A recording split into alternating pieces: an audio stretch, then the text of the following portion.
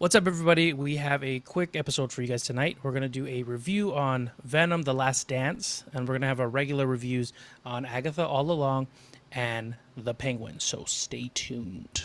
The Joystick Show.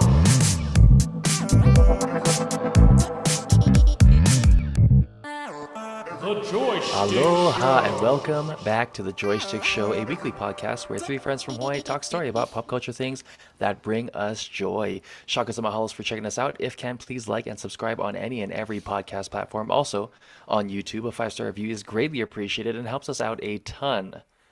But I'm your co-host Drake, and that's Thomas, What up, what up? and that's Scott. How's it? And welcome to episode, I guess, 168. It's going to be short and sweet, just like... I was going to rhyme with something. I was gonna, yeah. What were you going to say? I was going to say just like meat, but then meat isn't short and sweet. And then if we talk about more like, innuendo, then it also doesn't play well because you don't want meat to be short and sweet. You know, you want it to be long Yeah. and bitter. Just like my wife calls it. Hey! Like something. Yeah, that wouldn't have played out so well on the internet, but hey, I Yeah. said it. So we're here. Yeah, I don't like short, sweet meat, but I do like talking about reviews for shows that I love. And we got a few great shows this week. Agatha crushed it. The Penguin continues to be solid as can be, although there was a few funny moments for me, and we'll get into it. But yeah, I just got out of the theater for Venom: Last Dance, and I've already had to have. This is my number 2. This drink right here. It's the only thing that's gonna make this night feel better because that was rough. I'm not Yeah. gonna lie. Messed Like, you up, huh? Wasted money? definitely wasted money. Dang. I will say Waste of that. time? I could have waited to not see this in theaters, and saved $14 or $15 or whatever it was. Dang. Yeah, man, that. I always, part of my thing is I know people put a ton of time and effort and hard work into this. And this is a year where I saw Madam Web. This is a year where I saw Joker 2. And I'm walking out of this movie. I'm like, this might be the worst movie out of all of them. Wow. Yeah. Wow. I just don't get why they took however many years it took to make this movie. And that's all they could come up with. It's so pointless. All right. Well, you go ahead and fire it, but like in a sandwich where maybe you give 2 positives in between that negative. Can't do it. I'm all negative tonight. Fuck it. All negative, just a straight up negative sandwich. Okay. Yeah. Well, Scott, I know Venom is one of your favorite Marvel characters of all time, and I know know all a lot about him. you know all about him. Did you want to speak a little bit on it because of how much you love Venom? Yeah, actually, Venom was originated back in. I actually don't know that much about Venom. Yeah. I only know, was it McFarlane, right? Todd McFarlane is the one that like co-created him or whatever. That's about all I know.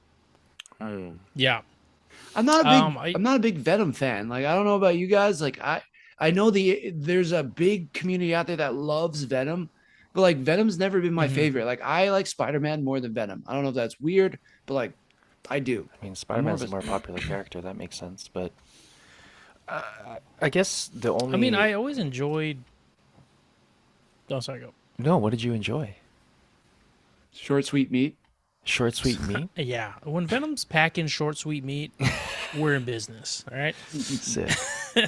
No, I always like seeing Venom pop up as like a villain, like in Spider-Man. Like, Yeah. but Spider-Man's got to be a part of that scenario, I think. I mean, even going back to the first movie, I feel like the first movie was like it was enjoyable, but it wasn't like the best. Like it could have. When I first heard there was gonna be a Venom movie, and of course, like Sony's Spider-Verse and stuff has been lacking, but it's not like I was like super pumped for it. Like it. I was actually surprised the first movie turned out better than I thought. It's not like I'm like super pumped for that. Yeah, but Yeah. with Spider-Man, cool. Yeah. Exactly. Sony's Spider-Man, non-Spider-Man universe has been a massive debacle. These Venom movies Yeah. for me have gone continuously downhill.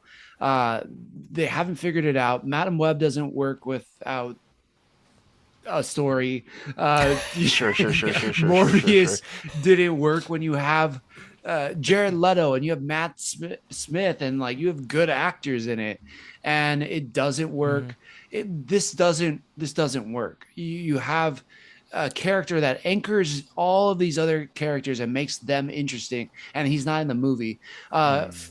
For this movie in particular, for Venom: The Last Dance, it is so interesting that they had all this time, they had all these areas that they could expand and try to figure out who Eddie Brock is and what has he learned in these last 3 movies. And by the time we get to this movie, we the last time we had seen Eddie before this was at the end of Spider-Man No Way Home. They instantly get rid of that. Sorry, spoiler alert, but like this is right at the beginning of the movie. Spoiler alert for this, possibly. I don't know if I'm going to be talking spoilers, but I might. They instantly kind of go away with it. Doesn't mean anything. And then he's back in his universe. And then this kind of road trip goes on, but it doesn't mean anything. We get Null right up front. We've already seen Null in the trailer, so that's not a spoiler, but it's like he doesn't show up anywhere near Venom. He doesn't show up near Earth. He doesn't show up in any way that would be super impactful. I just don't know what this trilogy was about. What did Eddie Brock learn from this? Nothing. Yeah. I think that's the crazy part for me. Would you say that the Venom series as like a trilogy is essentially just popcorn eating, action packed, semi pseudo like dialogue meant to just get you familiar with the character? Like, is that the best we can hope for in this trilogy? Like, I'm not a super big fan of the Fast and Furious series, but like that is a more interconnected story with character growth than this is. Well, it's about family, so makes sense. Exactly. And this isn't even about friends. Like this is about nobody but Tom or Eddie, and Eddie doesn't learn shit. He learns about a bunch of things that he could have had that he maybe wanted, but he doesn't quite know yet, and he doesn't get it at the end. So it's like, Yeah. like it's so weird to me that this got, I don't know, $100 million to make. There's fantastic actors. Yeah. There's actors that we've now seen in the MCU, and they're playing not the characters from the MCU. They're not even playing variants of them. They're just different people. And it's so confusing. I'm like, that guy's Baron Mordo. That guy's the Lizard. That guy's... There's all these different characters. They have nothing to do with that. It is such a weird way to take this. And years from now, decades from now, when people talk about the Sony deal when it comes to Marvel Studios, this is going to be one of those things, because I guarantee they cannot say Spider-Man. I guarantee they can't reference Peter Parker. I guarantee that they can't do any of that because it's like, it doesn't make sense. Or even the MCU. It's like the MCU can talk about the Sony universe, but the Sony universe can't talk about the MCU. And it is wild. I want to see the contracts because that deal is insane. Probably contracts, NDAs, all that kind of stuff. I do think from your review and That's what it was. Sorry, everybody. yeah, what you felt about it in general. I mean, if it's making you feel that way in terms of it being as bad as potentially or worse than Madam Web, or It even makes some of me the other- mad. I'm mad. Yeah, I don't get mad at movies. I'm mad. yeah. And if it's making you mad, then doesn't deserve it. Doesn't deserve to be in a theater. Aside from the fact of it got paid for. To your point, what's the point? If we're just making things to make things, the question still needs to be asked. Just because it can be made, should it be made? And that's a Sony question, obviously, but I mean, Sony has a pretty decent track record. The last time I really cared about Venom was in SNES's Maximum Carnage. Yes, that game was sick. That game was super great. sick. Yeah. I but- love that. Or Spider-Man, the animated series. Yeah. Like the Amazing Spider-Man, that had some cool Venom stories in it. Like that really did. I've gone back and watched it. It's super cheesy now, but it still maybe holds this nostalgic place in my heart. And like the stories have a beginning and end. Like Peter starts here, and by the end of it, he ends here. And there's like a growth pattern. And Eddie kind of has that too. It's like, I hate this guy who ruined my personal life in Peter Parker. And then Venom hates Spider-Man for pushing him away. Like there's a very clear antagonistic relationship in that dynamic. And this, without somebody to be the antithesis of Spider-Man, without Venom to push against the counter, the light to his dark, it just doesn't make sense. And yeah, I don't know. This movie has frustrated me, and I don't know. I honestly think I got more value out of Madam Web. There was better things to look at. There was more potential there. It was so bad it was funny. Like there was one guy. My theater was quiet the whole time I was watching it, and there was that one guy in the back that was like, "Huh." And just laughing, like him laughing made me laugh, but That's the funny. movie didn't make me laugh. I couldn't hear. I couldn't hear when I could understand Venom. I couldn't understand Eddie. When I could understand Eddie, I couldn't understand Venom. It's just like such weird. I don't know. Like maybe that's a big thing. Maybe if I could understand what they were both saying, it would have changed my whole perspective. But like I couldn't understand like the dialogue. It was so mumbled, or like he says a lot of things under his breath, and it's very hard to really gauge what he's saying. And you're supposed to understand from his reaction, but his reaction is very like interesting. It's like Tom Hardy being kooky, and yeah, it's very hard to tell. Well, Tom, considering that was such a bust, why don't we talk about something that is going to make you bust in a good way? What about the Penguin episode Fizzle, I believe? Yeah. Talk to us a little bit about how Penguin is meeting and exceeding expectations, but what has episode 5 done for you that's making you bust in a good way? Bust it.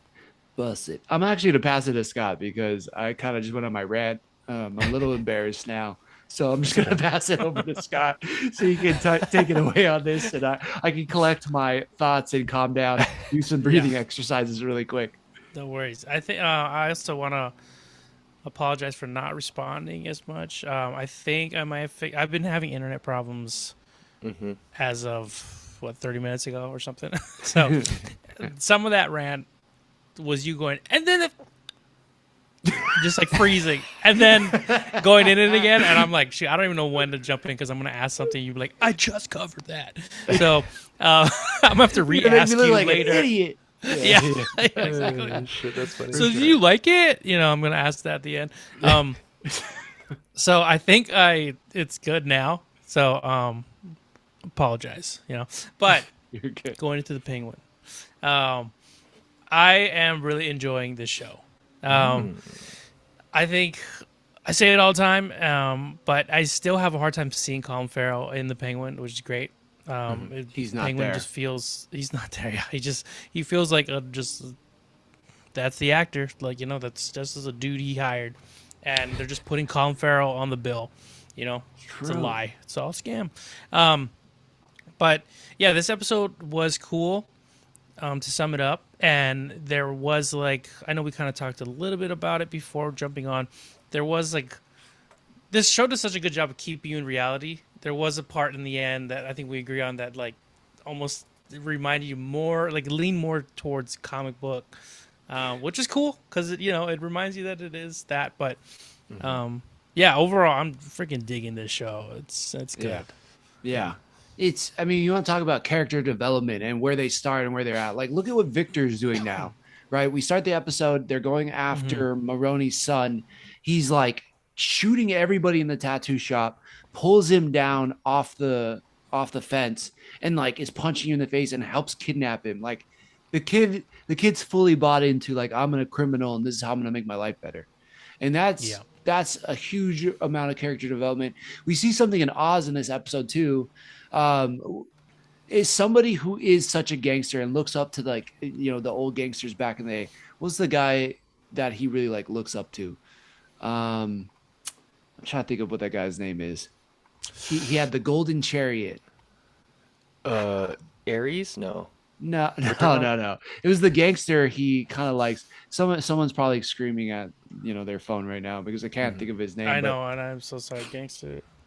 but we see that Oz still wants to be this guy, yet he always feels like he's looked down upon, and the only way he's gonna be able to get up in this world is to like have a leg up on everybody, and just like I can't say treat people like shit because he's kind of sympathetic, but he also is like not afraid to go there. And we see later on, like he's not afraid to like burn people alive in order, and he kind of enjoys it. Like it's very sick because you don't see him that way, especially when he talks about his mom. And this is a big episode where we see that his mom has some type of mental decline. Alzheimer's or something like that. And, he sends Victor over there. He fully trusts Victor now, and it really is just this kind of you see the one thing that's tethering him to maybe being a good person, and she's kind of falling apart too. So I think there's a lot of things here with Oz. We see that how he's trying to claim power, basically dividing these two different families. And then on the flip side, we're coming off of an episode where Kristen Milioti just absolutely demolished it. Gets the revenge from her family for them setting her up for murders that she didn't commit, that threw her under the bus. And she just fully buys into like, I'm not a Falcone anymore. I'm a Gigante. And she's kind of changing up a bunch of things. And yet they're still tying things from the comics. So it's so well done. It's such a modern take. Now, with all that being said, the two parts in this episode that threw me off. Okay. And granted, police use this too. Police use social media to track what criminals are doing and whatnot. But like seeing the Penguin diving through TikTok was like really fucking weird. Is it a doom For scroll? me. I was like, what the? All right, I guess, everybody uses TikTok. Sure, Oz uses it. Okay, that kind of threw me off for a little bit. And at the end, with like the secret underground water tunnel that we kind of saw in the old like Tim Burton Batman, but it felt like so comic booky. Like it makes sense in the series, but it was like, okay, I guess he has an underground lair that they need like boats to go in there. Sure, whatever. But like, Yeah, that shit it threw took me like off. 30 minutes to get down there. Yeah. And he's got a hobble all the way Like, down there. Yeah. Like is Killer Croc down there too? Like what's going on? Maybe. We don't Yeah. know. That's true. Well, since And the then Penguin- I know we were talking a bit about this. no, what were you talking about? I think I'm on a delay. Yeah, Yeah. I know. It Talk did about it. remind us of the Teenage Mutant Ninja Turtles: Secret of the Ooze. When they were down there making that like the cure or whatnot. It very much reminded me of that. yeah, definitely. The trains and the electricity going. That was the other thing too. I was like, they still got like the generator. They just pull on that thing, and like I'm like, well, the gas is still good in that thing. Like, Right. how long is it? Like, unless he waddled down there and like set that up. Yeah, for the does he presentation. frequent that place? He goes down and he's like, better fill up the gas. I gotta Yeah. siphon out the old shit. Oh, by the way, Victor, come check this out. Didn't tell you about this place. Especially like because before going in, he like was tearing at that entrance had like layers to it, right? Like they built something over and then built Good. something over and then built something over it. Good point. And like, but he knew there's a generator down there. So I'm like, when did maybe it's another exit or entrance, And he's like, I'm gonna go this way. It's more dramatic to break down this wall and get down there. Victor, let me show you something. Yeah. Hey, look at this. Hey, Yeah. me and my brothers used to go down here. Or however he says it. Yeah. I love his accent though. The moisture in the air. What does that tell you? That's better. That's good. Mushrooms. That's good. Shrooms that grow down here. Yeah. So tell Dark me from having watched great series, much like Game of Thrones.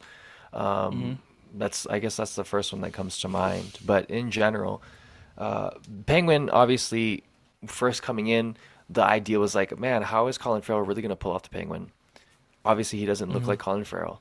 What about this show in terms of potentially its writing, its casting, its acting, its I guess how they're kind of portraying the Penguin and Gotham as a whole? Like, what is it that's really hinging the entire series? Like, what does it do best over other things that you've seen that do things great as well? Yeah. Scott? I think for me, like it kind of all ties into it stems from Colin Farrell for me. All the other people they have as well. Like the kid is really great. The Falco now Gigante, she's fucking killing it too. But like the Penguin, Colin Farrell as the Penguin, like I'm always just like, I don't know. I just love the way he acts. Like I love the micro expressions he's doing, the way he's moving around, the things like the decisions he makes while acting. It's like so interesting to watch, and because we like, I feel like sometimes prequels hinder the thing you're watching because you're like, yeah, I know how he gets there, but he does such a good job as doing the Penguin. Like I know where the Penguin ends up, and like he's gonna like have some sort of respect in the crime community, what have you. But seeing him really work hard at it and like what he's doing to like survive, and he's scraping everything, and like he's always so close to like maybe dying or not having anything. I'm like, it's just so interesting to watch. Like they're doing such a great, like the writing for me is great, and like his performance is like, I just want to keep watching him live his life and like chase his dream of like, you know, he, like, and it's kind of endearing too, because like, you know, he kind of wants just the love of his mom, and the mom, like you said, the mom has this like, she has her mental decline, and like really the mom's all he's got, and like he's just trying to make his mom proud, you know, and you're like, damn, to relate to this guy. I hope he does it, you know. It's like Yeah. You know, not even thinking about Batman sure. coming in and busting his face later in the future, you know? So, Yeah, no doubt. I think what this show does really, really good is what every great Max show or every great HBO show does, which is it creates these stakes that are so daunting. You're like, I don't know how the characters I'm following are going to get out of this. And every episode, there's like a new situation where you're like, oh, they did it. They made it. And then something else happens. And you're like, fuck, they're just like, how are they going to escape this? And then you're just watching this person literally like swim to survive, which is very fitting for a penguin.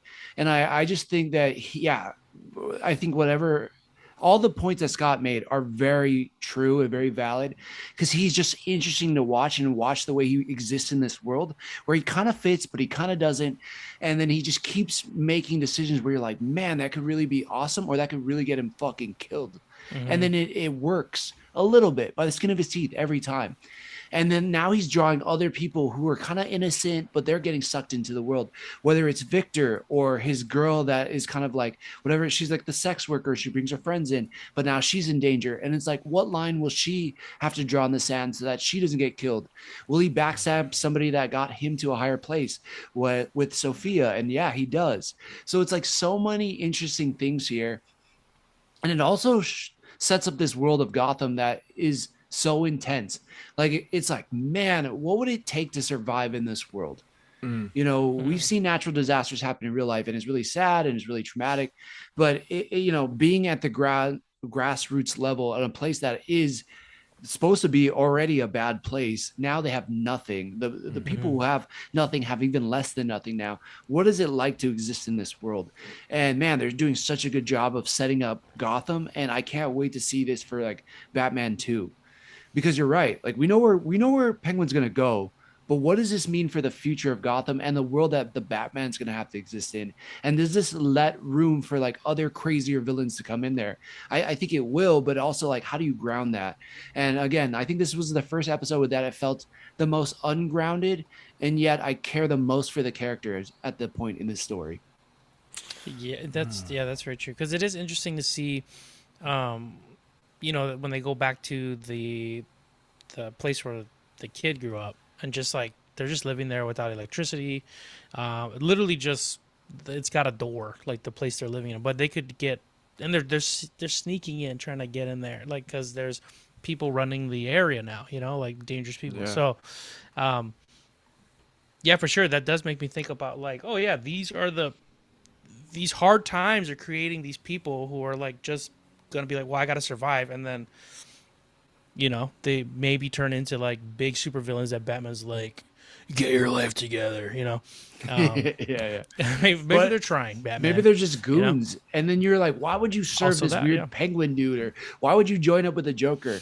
It's like if you had nothing, you weren't sure if you were going to survive, you didn't know if you could put food on the table, you didn't know where you're going to sleep that night. Like, yeah, the Joker promising, like, you can have whatever you want. I don't even give a shit. Take all the money would be like, yeah, okay, I'll do it.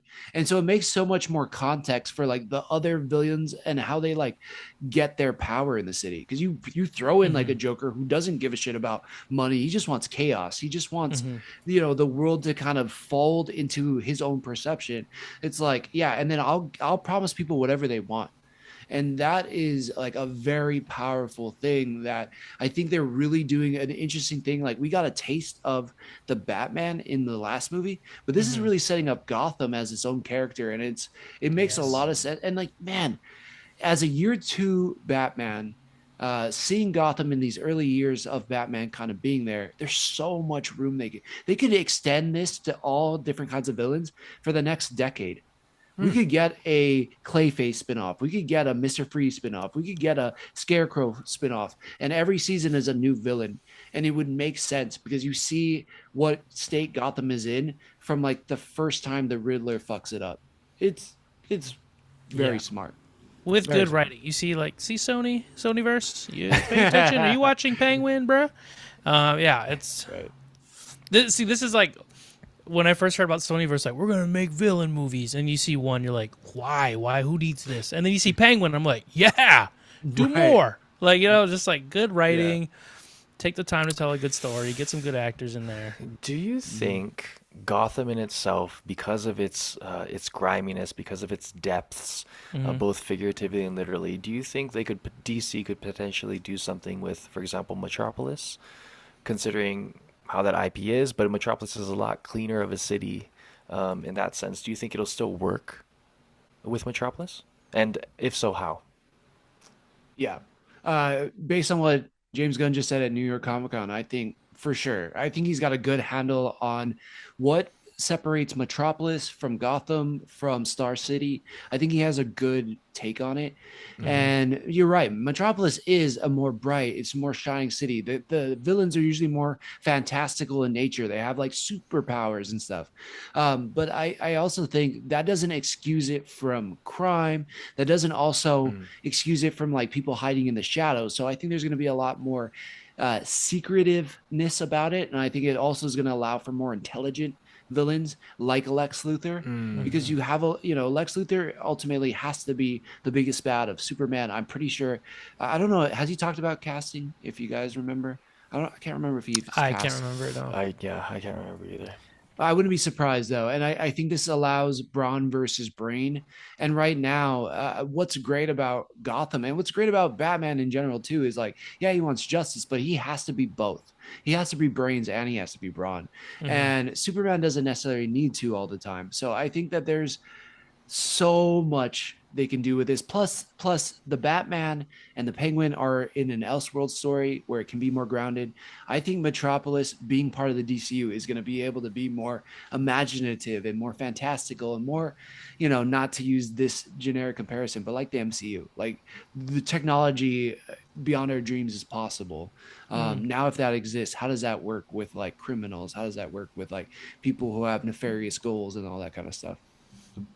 That's a good answer. I agree with that. Yeah. All right. Well, can't go Think wrong. about this Can't way go too wrong. much, apparently. Nerd alert. For real, though. To Scott's point earlier, right? Like, take a cue. Just listen and watch things that are successful around you that other people are liking. I mean, you have this huge platform known as a podcast where you hear people talk about the things that they enjoy ad nauseum. And if you're not taking the time as a content creator or even like a producer to hear all these voices, I mean, you could just as easily cater your product to sell more or to be more available for individuals who like it, etc. So just another means to be able to help the content become great and utilize all your resources. Come on, guys. That's what we're talking about.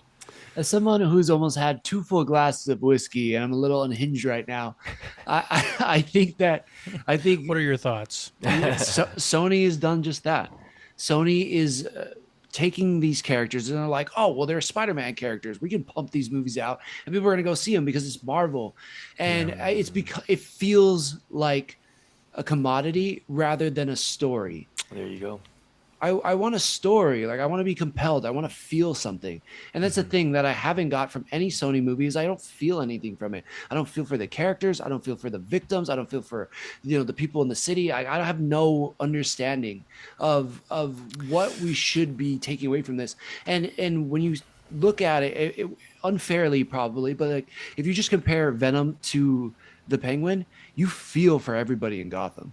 Yeah. Like, based on what we've been seeing that unfortunately happened in Florida and what happened in Lahaina and Maui with the fires, like that shit sucks. And you feel the suck in the Penguin. I don't feel that for anybody. Like, I just feel like everybody's gonna be fine. And it's like, whatever. It's just like a fun story. And he lost his shoes and he's wearing Crocs. Now he's wearing funny slippers and he's wearing cowboy boots. It's like, okay. But like, there's no stakes. Yeah. I don't feel. I take that into part as well when it comes to, I mean, taking it back a little bit, but like post-COVID, right? Then it became, you can make the argument that before COVID, there was a lot of consideration, right? How are we doing, et cetera, et cetera. And then COVID came around and it became all for one for all for none, really. And everyone for themselves. And then since COVID, and we've all experienced this, is like how much content can they put out there for us to consume? And to your point, Thomas, it does really feel like Sony has done that. They're just trying to pump up content, and they're not really being considerate of the IP. They're not really being considerate of the viewers. And, that could be just the times in itself, but we also do see kind of that switch. We are attuned to the things that make us feel.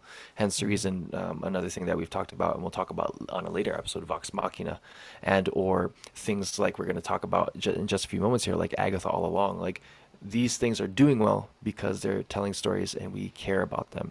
And so Sony, take a fucking minute and allow us to care about stuff, just like how you did in the past with some other things. Remember the Sony PlayStation, the OG, like we cared about that. But I don't know, maybe it's just it's a matter of the time. Scott, do you feel the same way? I know Sony's one of your favorite brands of all time. I know you have a bunch of Sony products in your house, and I think you have stock in Sony as well. Why don't you go ahead and let us know about how you feel about Sony? Here's the thing about Sony, okay? No, it is weird how, like, I could see Sony and it could feel like totally different companies. I don't see Sony movie coming out and automatically think like, oh, my PlayStation. You know what I mean? Like, they got their hands in so many different things. It's like they might as well be different companies. Dude, versus Disney, Yeah, because I just got to watch Across the Spider-Verse recently with like the orchestra and everything. Yeah, that looked awesome. Dude, that movie, I don't think I like caught everything the first time I watched it or even the second time, but this third time it like hit me. I was like, oh, I get it. I get why people are so in love with this movie. And really looking at like the first part of it and how it funnels into the second part, it's just like, it is a fantastic movie. Like, I wish I could go back and kind of up my rating knowing what I know now, but like that story is amazing. They did such a good job. And yeah, how could you put so much care into that? And then as far as like development of the story, how could you not put so much care into Venom, who, there's a massive fan base out. It's just it's very confusing. Oh, Morbius or whatever. No, Craven. yeah, for sure. Because that's the thing. I feel like anything could be good if the story's good. Like, and then CG and stuff, that's all gravy. Like, that's all just extras, And of course, that's nice, but it's a lot better if the story's good. Like, yeah, I feel like a lot of the best shows are like pretty straightforward premises or like just told well, Like, some of the best shows sound weird when you're explaining to someone like why you should check out a show. And like, what's it about? Oh, it's about this family and like the dad owns all these businesses and like he's gonna retire and like he's trying to pick what child's gonna take over his job. You're like, what the fuck kind of show that? You just gotta watch it, okay? You just gotta watch it. Succession like, explained badly. I love it. Yeah, exactly. Like, there's so many shows like you could explain it badly and then when you watch it, like, oh, I get it. Like, it's right. And then the other shows that sound crazy on paper, like, whoa, this is so cool. It's got everything I like. And you watch it like, this is trash. Like, they you know the love didn't go into the thing that matters, and it just went into like, oh, but we got this guy. Oh, but we made the laser look real cool. And you're like, yeah, it's kind of cool, but like that's not why we like the thing, you know. True. So Yeah, it's a shame. Like, yeah, there's some like decent action scenes in Venom: The Last Dance. There is like towards Right. the end, but it's like at that point it was like a little too late, and then the people that it's focusing the action around, like I don't give a shit about because we just met them literally like 5 minutes ago. So it was right, like, yeah, and it's like, yeah, exactly. And you're like, if you don't care about the people, then then what? Like, if you're gonna compare like Venom to Penguin, like let's just say, when Venom kills people, I don't care about the people. I care about Venom doing cool things. You're like, oh, cool, Venom's awesome. Yeah, kill guys. Yeah, it's all about like you're really focused on this one thing, right? Right. But when Penguin walks into a fucking tattoo shop and starts murdering people, you're like, whoa, like. Like you're like I don't know if it's the way it's shot, it's the perspective. You're seeing it from the dude not paying attention, just people being murdered around. It's like obviously there's different ways to tell a story to like make the weight of the situation like hit you the way they want it to. But yeah, I'm not like, yeah, Penguin, shoot that guy in the head, yeah. Like I'm just like, holy shit, oh, this is jarring, whoa. yes. And you're like, I get it, like, but you're like, holy crap, like it like you're saying, it does a good job of like making you feel like what it's like to live in Gotham, not just like what Penguin has to do to get to where he wants to be. So, I feel like I don't know, I'm sure it's freaking hard to like line up people. Maybe you started with the best writers and stuff, and they're like, hey, sorry, I got another gig, and then last minute you got some group, and then you're just Venom just came together because it needed to come together. Maybe that's what happened, Yeah, and that in so who itself knows? like probably should be celebrated. I mean, look at Blade. You have a 2-time Academy Award-winning actor in Mahershala Ali, and you can't get that. You can't find anybody to make that movie. Has to restart So every dumb. year. So dumb. I'm just like, let the dude go. Like, it ain't happening. He's gonna be Yeah. like 60 by the time that movie comes out. He's Yeah. gonna be. I mean, granted, Wesley Snipes could do it and was kind of badass, but it's like, yeah, just let it go. Like, you guys can't makes get you it think- right. You think in the future we're just gonna have like just a bunch of old man insert Heroes, Marvel hero, like for sure. yeah. They're gonna make this guy do it till he's 90. I Old mean, man for real Thor. though. I mean, as a Yeah, joke, everything, but yeah. I mean, Hugh Jackman's gonna be like 70 years old playing Wolverine. Yeah. Wolverine. It's gonna be insane. He's gonna be old man Logan again, like older man Logan. Yeah. We're gonna do real old crazy. man Logan. Yeah, like now we can actually do the story. You're part of the MCU and you're old. Like this is gonna work. Yeah. Uh, one Keep show being that old, you got it. yeah. One show I don't have to fake that I truly love and talk about unexpected and turning any character that you shouldn't care about into somebody you actually really do is Agatha. Like, Ooh. dude, honestly, I fucking love this show. I think I like it more than I like the Penguin. A hot take, but I do. I get so excited Wednesday nights when I know it's coming out. I just think that she did such a fantastic job, and then what it's doing for the lore of the characters and what it's doing for the story and like how it's built up. Episode 6 with Billy, that's probably my favorite episode. I know everybody's saying this week with episode 7. And it being Lilia Calderou's episode with Patty LaPone absolutely murders this, knocks it, grand slam, Freddie Freeman, Dodgers, World Series, game 1. Like she fucking hammered this episode. But I think that I'm more accustomed or I'm more maybe predisposed to like episode 6 a little bit more. And yet this show continuously delivers on such a high level and it makes me so excited. And it really feels like this is Marvel at its finest form. While what everybody was saying, I don't want a cookie cutter model, this feels unique and it's been incredible. I love this show. I thought this episode was fantastic. Oh, okay. Yeah. I agree. I feel like some of the standouts in it like is everybody loves good time travel, like that's freaking People awesome. do. People really do. People love time travel. You do it right, it's great. And you know what this reminded me of? If you guys watched The Haunting of Hill House on Netflix as well, Yeah. Did it? there's saw like it's very similar. Like that one of the characters, like she ends up being her own hanging ghost, and like she hangs through time, and you're like, what? She every time she saw someone hanging, it was her. Like Yeah. that felt very much like this. But I'm down for it. It was really cool. the way they tied it all together, and like, great storytelling again. Like, the character is like finally figuring out what it's all about and realizing it's about to end and begin again. Like, it doesn't end; it's a loop. But yeah, it was just like, it's crazy. Yeah, you feel for the character, and then you're also like, I don't know. I like shows that make you, or episodes even, like, that make you think about like what that might be like if you were the character, outside of this episode. You're like, so when it loops again, like, is she always remembering everything, or does she only remember something like for a short amount of time and then she just forgets all over again, or like, does she get to do it all over again with better? I don't know. It's just cool to think about stuff that's like not really just fed to you. Yeah, for sure. Yeah, because I mean, I think Jennifer calls it out. It's like, where do you go when you do that stuff? And then we finally are brought to the place where she goes. And it's just trying to finish a sentence. And where your sentence would get split would be where her consciousness gets split. And a different time period, you're like, whoa, that's fucking crazy. Yeah, Drake, were you able to watch this episode? I wasn't able to watch the episode, just a couple of highlights. I know. It's okay. I When you know. do though, I think you enjoy it. Oh yeah. I think you will. Yeah. It is It's gonna make me probably, buzz. yeah, I think it's probably one of the buzzing. more tightly written episodes of any TV I feel like I've seen. It is so well done, and it connects through the story so well.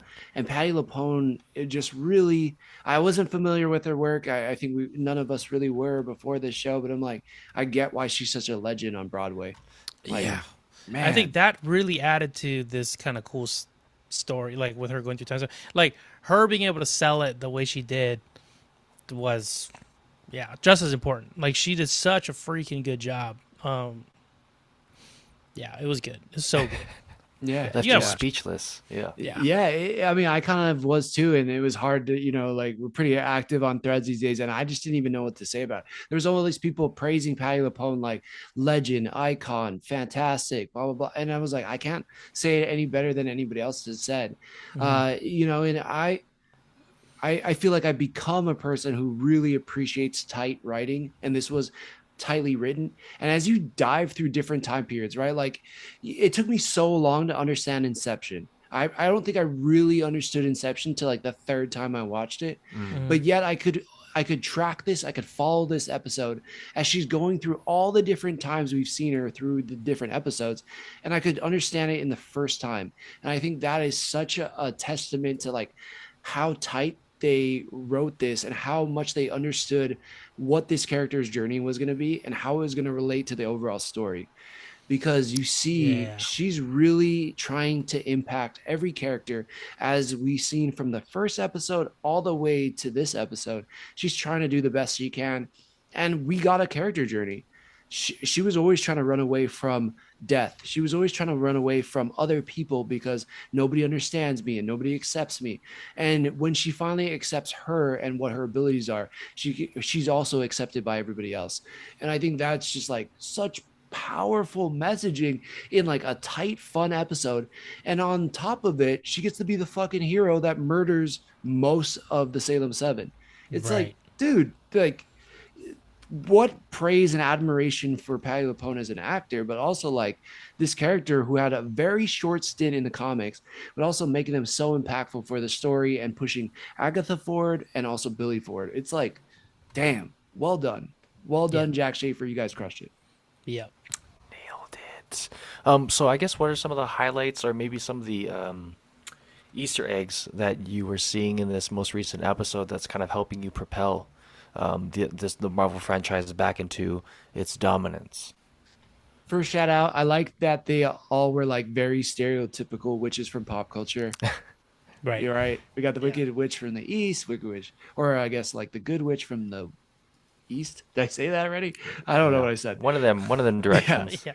Got the good one, got the bad one. Thank you. Yeah. We got Billy playing Maleficent. I thought that was dope.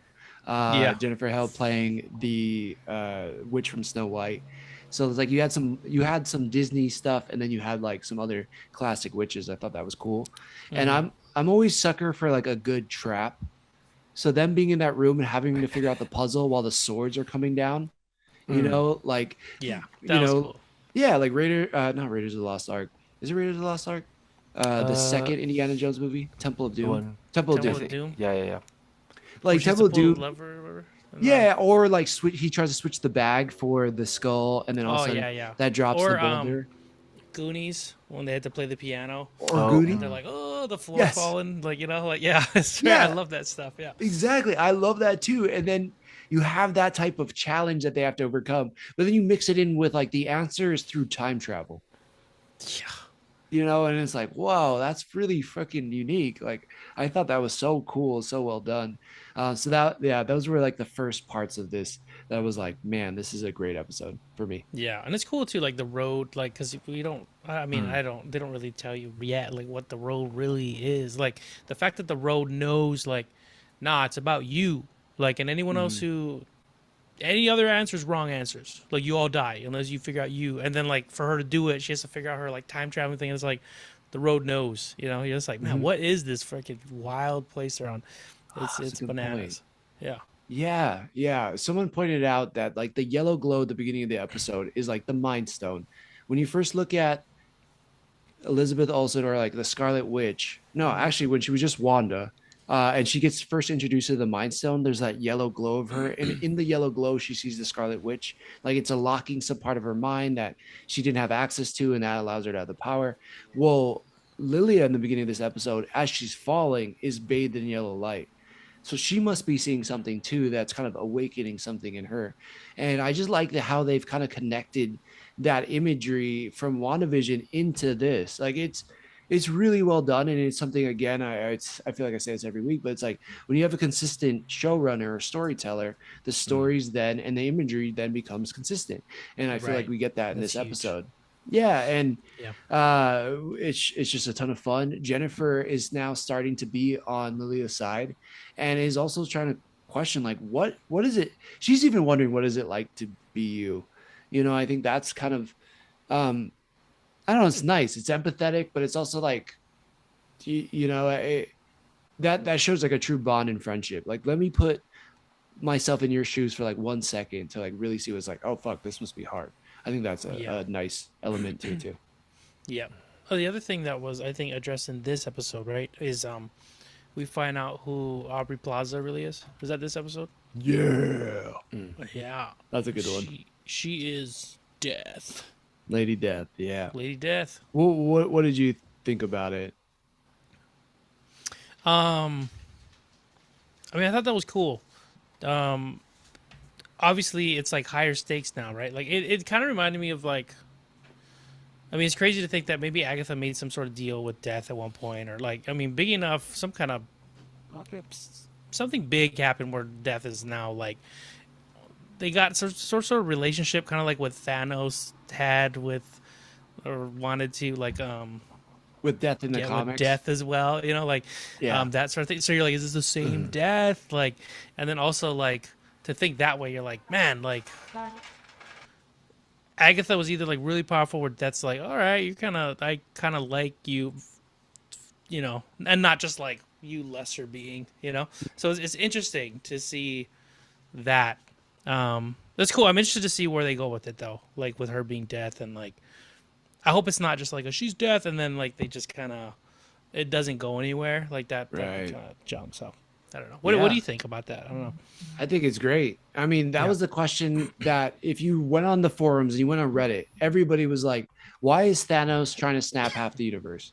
Like that was the biggest thing people were wondering about before Infinity War. And then we get like, oh, well, there's not enough resources to go around. And it's like, okay, that's a take. But it's a different take than the comics, to your point. In the comics, right, he's trying to impress Lady Death. And I guess if she's Aubrey Plaza, looking like a bad bitch, then maybe you would snap half the universe. I don't know. But like, Yeah. I really liked the way she looked too. It was kind of this Pirates of the Caribbean kind of special effect where you can kind of see her skull, but you can kind of see her face depending on how the light hit her. I thought that was really dope. But it also makes sense why Rio's been doing the things she's been doing throughout the story. Like every time everybody else is freaking out about dying, she's just like having the time of her life because she doesn't Yeah. care.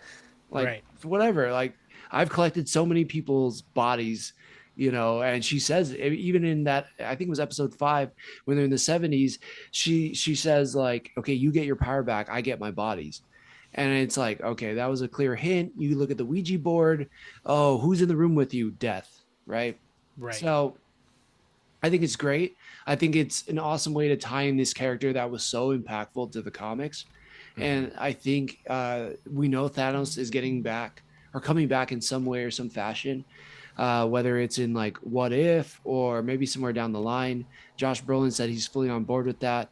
So I think, I don't know, it'd be cool to see Rio or Aubrey Plaza and Josh Brolin, or hey, maybe Ryan Reynolds isn't done. The reason why in the comics, for one way, I don't know if this is for all the stories, but like one story was that Thanos knew that Death loved Deadpool. So because of that, Thanos wished Deadpool would be immortal. And because he became immortal and he couldn't die, it made Death want to chase after him more. So Deadpool is running, Death is following, Thanos is chasing Death. And it's like, there's a lot of things they could do with it. If Josh Brolin is on board, if Ryan Reynolds is on board, if Aubrey Plaza is on board, like there's a lot of cool stories they can do with that. That's true. That sounds fun. That sounds like a fun, Cool. not buddy cop comedy, but it'd be like a fun miniseries for sure. Dude, make that a special presentation. I'm in. That sounds like such a fun hour movie, that goes on Disney Plus. I don't know. You drop it in the middle of the summer, it would be just a blast. That'd be so cool. Yeah. It'd be so funny too. you're Like all the comedy from Ryan Reynolds, Aubrey Plaza, to Josh Brolin throwing in his little quips. Like, damn, Dude, that would. Josh Brolin is low key pretty decent at comedy. Something I did get to watch because Alonso was watching it in the background while I was studying was Brothers. Oh with, yeah. I've been meaning to What watch is it that. called? Pretty hilarious. I I need to didn't watch that think too. he was gonna act.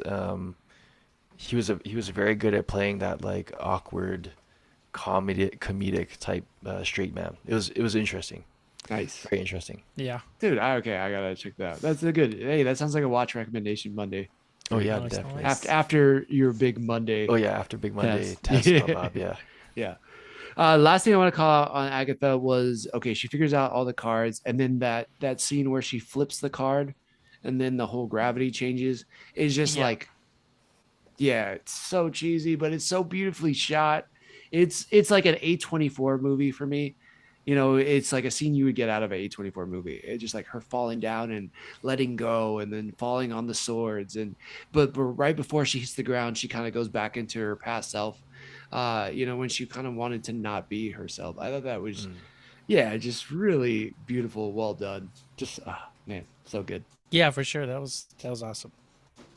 I feel I enjoyed the whole episode. It was great. Yeah. Oh no way. Just genuinely, Oh, it's okay. like yeah. That's nice. It was like that. It felt like what was about to happen, but it was Still works, though. Let it happen. Yeah. I want to see it. It's great. Yeah, it's like Armageddon. Yeah. Like, Like, he's it's just going to gonna hang. sacrifice himself, but it still works. Yeah, it's like Yeah. Yeah. yeah, exactly. It's like great. All right, cool. It's a good time. Drink All and watch it. right, sick. I'll definitely end up watching it. Hey. Yeah. This is, but I will say, this is one of those shows, that I didn't know I needed. And then it came and I'm like, wow, it's blowing all expectations out of the water. It makes me so excited for the next Disney Plus show with Daredevil. I think that they can do amazing things already if you have somebody who's really cares about the property and does all their research and really ties it to the greater Marvel lore. Like, I'm so excited about that. I've heard some mixed things on Captain America, Brave New World. They've kind of screened it, and I've heard some mixed things. I'm a little bit nervous about that one, but the more I hear about Daredevil, the more I'm like, yeah, this is gonna be fire. Fire. Yeah. So yeah, I don't know if you guys have anything else to say about any of the topics tonight, or just catch back up next time. No. I think, Yeah, I think we wrapped up everything pretty nicely. yeah, dude. Check it out. It was good. And you know what? Hey, thanks for sticking around.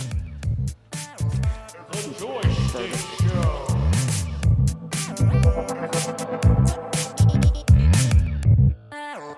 The Joystick Show.